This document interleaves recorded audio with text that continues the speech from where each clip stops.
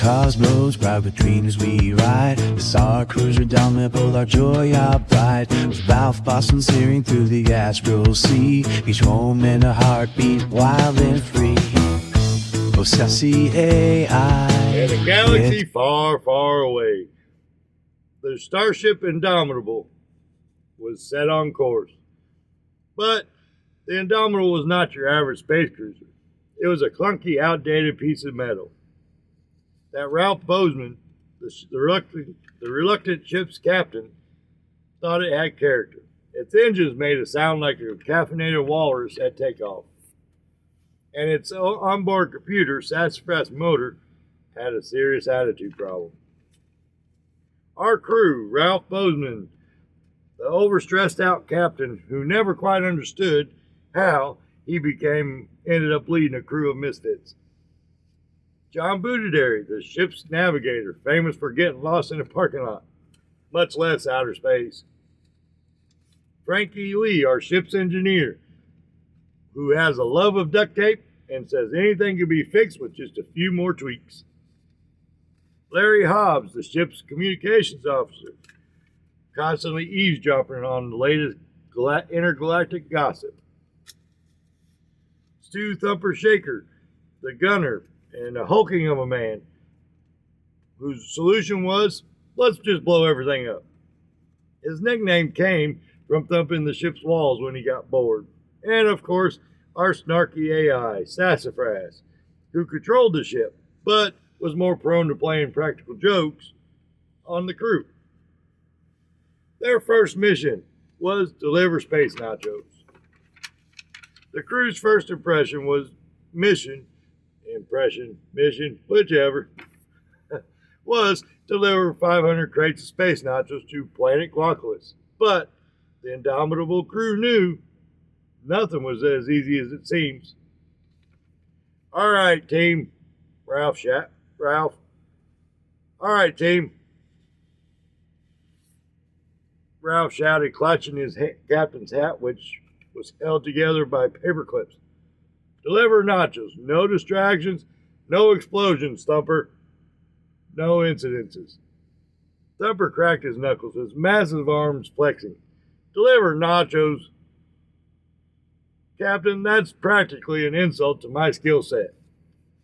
John Boudadary was busy studying a holographic map, which he'd somehow managed to turn upside down. Captain, he said, scratching his head, are we supposed to be heading to that glowy astro field right out there? Ralph's eye twitched. John, we're not delivering nachos to the astro field, now are we? Sassafras, the ship's AI, chose that moment to pipe her own voice in. Her voice as sweet as motor oil. Oh, Captain, we're absolutely on course. To disaster. Would you like me to adjust the thrusters, or are we just embracing chaos today? Sassafras, just do something for once. Ha ha ha. That would take all the fun out of all my day. Our reluctant mate, Frankie Lee, was covered in grease, stomped on the bridge. Captain, the hyperdrive is overheating again. I've tried patching it up with gum and duct tape, but it's giving me sass. That would be me, she said smugly. I'm tired of working under these conditions. I mean, have you seen the state of my circuits? Larry Hobbs, who had casually been listening to space soap operas over the comms, interrupted. I just intercepted a message, Captain. Looks like space pirates are patrolling near Quaculus.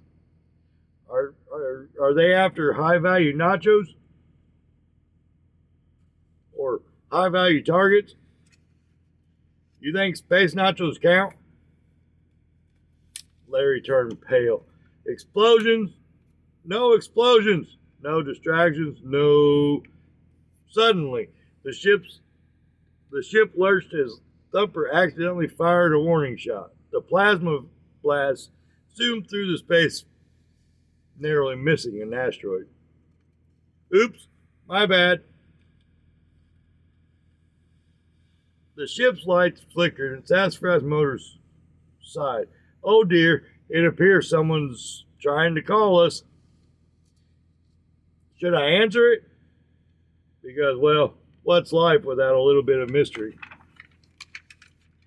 When all of a sudden, a menacing face appeared on the screen. It was Captain Blarg, the infamous space pirate. Wearing a sombrero and eating a taco. I smell space nachos. Hand them over or face the consequences. Ralph gulped. May we interest you in some guacamole instead? Thumper cracked his knuckles. Let me at him. Frank banged a wrench on the hyperdrive. It roared to life. Captain, we have enough power for a space jump. Maybe. What do you mean, maybe? Depends on if Sass cooperates. Sass was silent. I'll think about it. The pirate ship began charging its weapons. Ralph panicked. Sass, now would be a great time. Fine, she said with a dramatic sigh. Initiating hyperspace jump in 3, 2. John, realizing he still had the map upside down, yelled, Wait, I'm not sure where we're going. But it was too late. The Indomitable lurched into hyperspace. Nacho crates rattling and everyone screaming. When they merged, they were hovering over a tropical paradise. Planet Guacalis at last. The crew cheered. Until they realized the nacho crates had somehow burst open in the jump. Space nachos rained down on the entire planet, creating a delicious, crunchy mess. A delegation of green, avocado-shaped aliens appeared wearing sombreros and looking delighted. Thank you, noble space travelers, one alien declared. The great Nacho Festival can now begin. Ralph wiped the sweat from his brow. Well, that's one way to make a delivery. Sassafras snickered. Congratulations, Captain. Once again, you've delivered goods in the most ridiculous way possible. And so, the Indomitable crew lived up to its reputation. And as a reward, they received a favor in the return of an Australian cattle dog named Bo. So, as the crew set off for their next adventure, a little greasier, a little more traumatized, and as delightfully dysfunctional as ever. Tune in next Sunday for the next misadventures. In the cosmos, private dreams we ride. The Star Cruiser Indomitable, our joy.